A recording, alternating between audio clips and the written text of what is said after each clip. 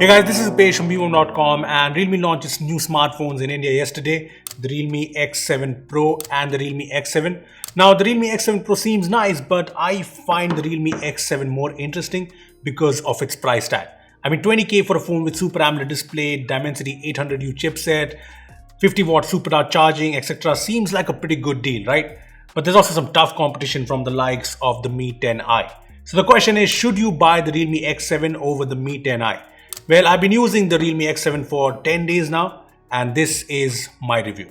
Also, let me start by telling you that before using the Realme X7, I was using the Galaxy S21 Ultra, and before that, I was using the Mi 10i. Now, coming from all of those phones, the first thing I noticed in the Realme X7 is how handy and lightweight this phone was. See, I want to praise Realme here because unlike Xiaomi, Motorola, they're actually going towards more handy phones. The Realme 7 series was great when it comes to size and weight, and the Realme X7 continues the trend. Here's a size and weight comparison of the Realme X7 with the Mi 10i and the Moto G 5G. As you can see, it's smaller than the two phones, it's slimmer at 8mm thickness, and it's way lighter at 176 grams compared to the other phones which are over 210 grams in weight. Honestly, the difference is noticeable when you hold the X7 and the Mi 10i side by side. So the Realme X7's form factor is good, and I also think it looks nice. Now I'm talking about the Space Silver variant here and not the other variant which has this big Dare to Leap text, which I think is a bit too much. Now looks apart, there are a few things about the Realme X7 that you should note.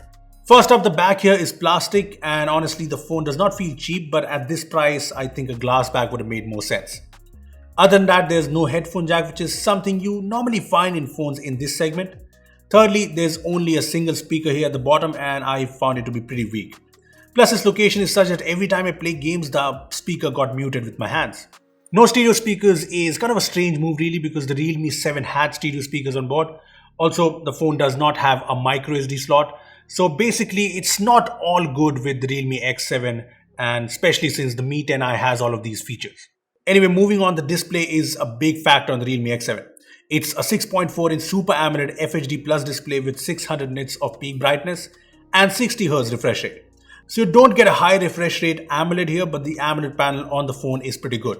It has the vibrant colors, the blacks look awesome, and I did not have any issues using it outdoors because the display is bright enough. See, I think the display is great. I've always preferred AMOLEDs over IPS LCDs, and I'm glad that Realme did not put in a high refresh rate LCD instead of this. So it's good, but I personally feel the chin at the bottom could have been smaller, and also there's no Gorilla Glass here, so you probably should keep that screen protector on.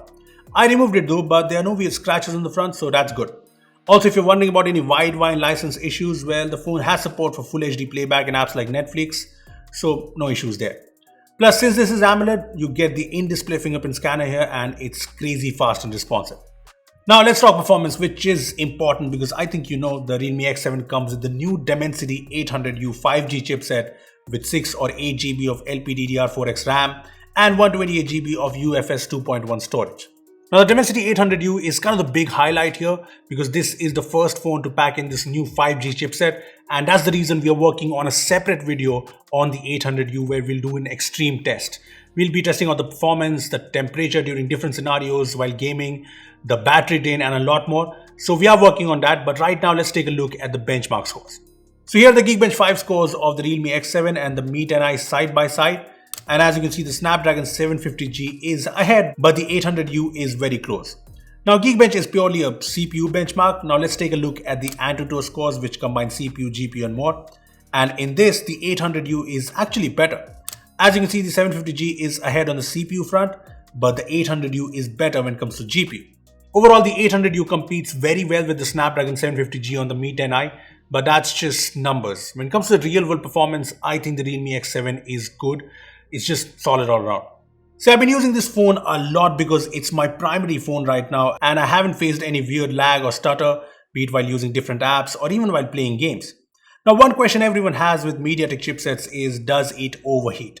Well, the answer is no. I played long hours of COD on this phone and there was no heating. So MediaTek has clearly optimized things better on these new Dimensity chipsets, and I really don't have any issues with the performance on the X7. Now apart from that, the Dimensity 800U brings 5G support. The Realme X7 has support for 5G in both the SIM slots, and there's dual standby support too, all thanks to the Dimensity 800U. As for the bands, the Realme X7 supports 4 5G bands, N1, N41, N77 and N78. Now that is great, but one thing to note here is that Realme X7 does not seem to support carrier aggregation. So I checked with Airtel, Jio and Vodafone, and the Net Monster app always showed me a single band frequency. On the other hand, the Mi 10i with Jio always showed me 2 band frequencies and sometimes even 3, meaning it supports 3CA. I also checked the internet speeds on Jio. Now this is the speed I got on the X7 and this is the speed I got on the Mi 10i. See the difference in download speeds? Now I tested this multiple times on both the phones with the same SIM card and the same location, and I always got similar results. Now I think this is something important and something you should know. Anyway, moving on, the Realme X7 comes with Realme UI on board, and the good thing is there's no bloatware whatsoever, not even those hot apps and hot games weird recommendation folders. Now I did get these weird notifications from the browser app as well as the HeyFun app, but I blocked these. So yeah, the software is fairly clean, but it's still Realme UI 1.0 based on Android 10. I mean, Realme has promised to bring the Realme UI 2.0 update, but still this is not okay because it's 2021 and Android 11 has been here since quite some time now. Now before I talk about the camera performance and how it compares to the Mi 10i, I want to give a huge shout out to our partners for this video, CoinSwitch Kuber, which is one of the easiest platforms to buy, sell and manage cryptocurrencies.